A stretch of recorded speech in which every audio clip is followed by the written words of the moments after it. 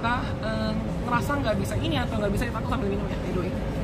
Mudah banget buat kita ngerasa kita nggak bisa ini atau kita nggak bisa itu, karena sebetulnya pikiran negatif atau akumulasi pikiran-pikiran negatif dari masa lalu dan ketakutan dari masa lalu, ya pikiran negatif, our thoughts, our minds, itu bisa banget bikin kita nggak bisa choosing decisions with discernment atau menentukan keputusan dengan bijaksana atau dengan diteliti, ditelaah dengan bijak.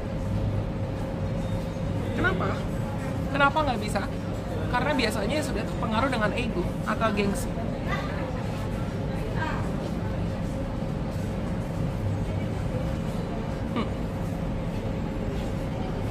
Lanjut. Aspek-aspek ego tuh apa aja? Macam-macam. Fears, atau misalnya fears, memories of our failures, memori akan kegagalan kita, ketakutan kita, atau pressure atau ancaman dari orang-orang sekitar kita. Bisa banget. Dan kalau kita terlalu stress out, kalau kita terlalu panik, itu cenderung akan bikin kita ngerasa kayak jauh dari consciousness atau kesadaran. Itu kenapa banyak orang kalau mereka lagi panik atau kalau mereka lagi impulsif, aku jadi nunjuk-nunjuk pakai sendok. Nah, itu makanya banyak orang kalau mereka lagi panik atau mereka lagi impulsif atau mereka lagi gegabah atau mereka lagi kabur atau mereka lagi under pressure, bisa dibilang lagi under pressure, notabene keputusan-keputusan yang mereka buat cenderung impulsif dan they're really going to regret their decisions later gitu loh. Bedakan mana keputusan yang kita buat dari hati dan mana keputusan yang kita buat karena kita impulsif. Nanti aku mau kasih contoh kasus. Why do I get this hiccups? Aku mau kasih contoh kasus misalnya tentang romance lah. Karena abis ini aku mau rekam tentang gimana cara bisa manifesting specific person.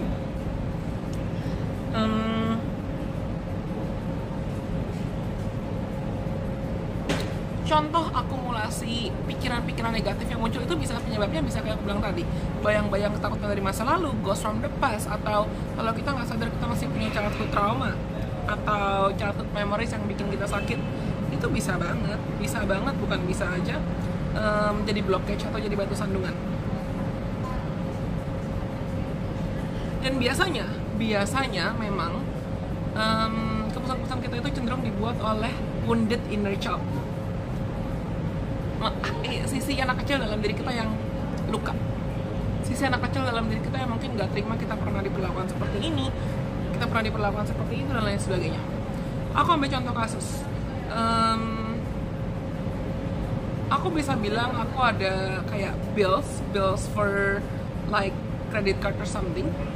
I'm not saying I cannot pay that. Aku nggak bilang aku nggak bisa bayar itu, tapi aku sadar dengan aku ada tagihan bills ini, aku sadar kalau misalnya aku juga belajar dan aku sadar, oh kemarin gue menggunakan kartu kredit gue, atau kemarin gue menggunakan uang gue, bukan kartu kredit, karena uang itu energi, kita sebutnya uang ya. Kemarin gue menggunakan uang yang gue punya bukan untuk hal-hal yang sehat. Gue menggunakan itu mungkin untuk aku pelampiasan emosi, pelampiasan luka. Karena dulu aku mungkin pernah ngerasa gak diperhatiin. Kalau kalian nonton video aku yang tentang ceritaku yang tentang asal-muasal nama Vision Priestess, ketika aku rebrand dan segala macam, aku jelasin cerita perjalananku sampai sekarang, sampai aku bisa di titik aku sekarang itu gimana. Dan uang itu energi, cinta itu energi. Dan aku sadar kok kalau misalnya aku saat ini masih ada we all have responsibilities, kita punya tanggung jawab. Dan untuk kali ini misalnya tanggung jawabku adalah aku perlu bayar bills. Tapi aku sadar dengan aku perlu bayar bills, aku belajar kalau maybe the way I use my money in the past were really responsible. Cara aku menggunakan uang aku di masa lalu juga gak sehat itu. Kenapa gak sehat? Karena waktu itu mungkin aku gak bisa ngebedain intuisi dan pikiran. Karena waktu itu juga aku gak bisa ngebedain apa yang aku mau beli memang karena aku mau beli itu, atau apa yang aku mau beli cuman karena itu apa ya, gratifikasi lah, atau caraku memuaskan atau menghindari emosi-emosi yang bisa aku rasakan saat itu. Karena aku yakin banyak banget orang zaman sekarang yang mungkin kabur menggunakan uangnya atau tubuhnya atau pikirannya atau hatinya atau emosinya untuk hal-hal yang not the healthiest, gak sesehat itu. Misal banyak orang mengejar cinta, berusaha mencari cinta atau berusaha mengejar status dengan seorang, karena sebetulnya kamu takut sendirian atau kamu takut kesepian, atau banyak orang impulsif belanja ini belanja itu karena kamu takut kekurangan, atau kayak aku, kamu ngerasa kamu pengen cari, aku akuin deh, aku jujur deh, aku tuh dulu banyak boros buat beli photocards K-pop dan album-album K-pop. Bukan berarti itu buruk ya, tapi itu adalah caraku meluapkan emosi bukan dalam cara yang baik. Nah, ketika kita nggak sadar akar masalahnya, kita itu cenderung akan mengarah kemana-mana, ya kan?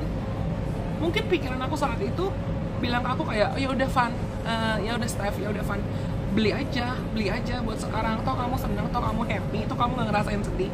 Padahal ya kesedihan, emosi, amarah itu perlu kita rasakan, itu perlu kita hargai supaya kita bisa belajar bagaimana cara menghargai emosi, supaya kita juga bisa belajar untuk tahu apa yang sebetulnya mau emosi kita ajarkan kita, dan kedepannya kita lebih bisa menghargai sedih dan bisa menghargai bahagia. Lanjut, karena kalau kita mengizinkan pikiran kita yang taking decisions atau ambil keputusan, cenderung sebetulnya keputusan-keputusan yang kita buat itu based from the past atau fear of the future. Jadi kita nggak betul-betul living in the present time, kita nggak betul-betul living in the present moment at this moment gitu. Balik lagi ke contoh kasus aku yang sekarang. Kalau tadi pagi misalnya aku mengizinkan diriku terjebak dalam ketakutan atau fears, aduh gue takut begini, aduh gue takut begitu, aduh kalau gue nggak begini, kalau gue nggak begitu gimana ya. Kalau aku ngizinin pikiranku terjebak itu, mungkin aku nggak akan mood buat bikin konten, mungkin aku nggak akan semangat buat bikin konten, mungkin aku nggak akan semangat buat sharing buat kalian, dan mungkin aku nggak akan semangat juga untuk guiding view dan discuss sama manajer aku tentang ya sebetulnya relation crisis, atau aku kan mau comeback ya, dalam tanda kutip comeback untuk bikin relaunch lagi Journey to My Best Self, dan aku comeback juga untuk mungkin kita menawarkan beberapa jasa-jasa lain seperti mungkin jasa baca birth chart, atau jasa tarot lagi, atau jasa konsultasi, jasa counseling, atau kalau teman-teman mau sharing tentang gimana cara kamu bisa ningkatin intuisi dan lain sebagainya, stay tune. Kamu bisa follow Instagram aku atau Instagram Illusion Princess atau Instagramnya Vio untuk informasi lebih lanjut kapan aku akan kembali. Anyways, nah coba kalian bayangin kalau misalnya tadi pagi aku mengizinkan ketakutanku yang mengelabui aku, yang taking control of my stories, hari ini nggak mungkin aku juga bisa bahagia. Karena yang paling penting aku rasa dalam hidup itu bukan tentang kita mengejar uang atau hustling atau mengejar cinta atau mengejar apapun, tapi kita bisa berada dalam state being conscious and aligned with the universe, aligned with God, aligned with the divine, aligned with the divine. Karena kalau kita terlanjur stuck di ketakutan kita atau stuck di anxiety kita, lagi-lagi yang bikin yang membuat kita menjalani hidup dalam day to day itu bukan hati kita, bukan intuisi kita, tapi otak, tapi ketakutan.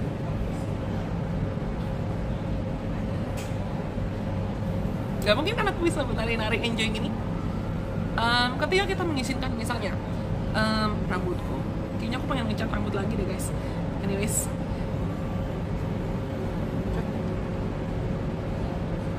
oke, tadi aku lagi bahas tentang inner child. Ya, aku pernah ngerasa di titik aku nggak diperhatiin karena orang tua aku sibuk dan karena lingkungan sekitarku juga sibuk.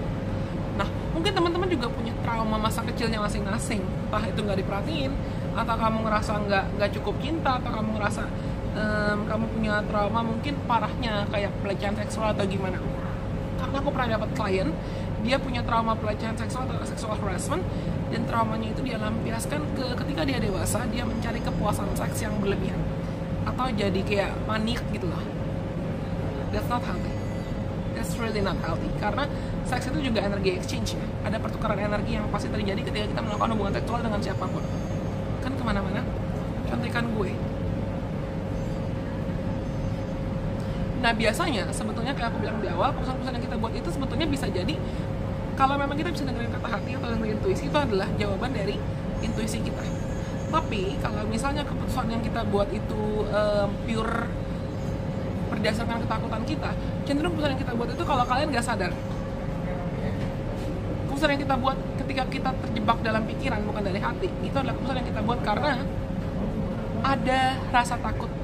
Si inner child itu minta validasi, si inner child nyari jawaban. Dan gitu terus lagi ulang lagi siklusnya sampai kita belajar, sampai kita berani belajar, sampai kita berani. Aku selalu bilang klienku, sampai kita nggak akan bisa cari jawaban, sampai kita mendapatkan atau membuat jawabannya atau membuat closure dari diri kita sendiri. Banyak orang ngerasa kayak terjebak dalam hubungan, atau ngerasa terjebak dalam hubungan yang udah stagnan nih, atau dia udah di ghosting, tapi dia minta pasangannya balik, terus dia memaksakan diri untuk orang-orang sekitarnya bisa perhatiin dia. Atau aku pernah dapat klien yang akhirnya dia bebas ketika dia merasa terjebak dalam hubungan cinta segitiga, dan dia ngerasa kayak dibohongin oleh pasangannya, padahal pasangannya juga udah punya orang lain, udah menikah bahkan. Dan dia berusaha untuk cari closure, dan aku bilang closure-nya bukan di dia kak, tapi closure-nya adalah di diri kakak sendiri yang harus berani memilih untuk memprioritaskan kebahagiaan kakak sendiri. I might get hate for this, mungkin gue dibenci dengan ngomong gini, tapi for real, closure atas trauma, emosi yang pernah kita alami sebetulnya perlu kita dapatkan dari diri kita sendiri, bukan dari orang lain. Karena ketika kita terkoneksi dengan hati kita, terkoneksi dengan intuisi kita, cenderung intuisi kita tahu apa yang terbaik buat kita, higher self kita tahu apa yang terbaik buat kita. Instead of letting our wounded minds taking control, intuisi kita tahu apa yang terbaik buat kita sebetulnya, selalu pasti.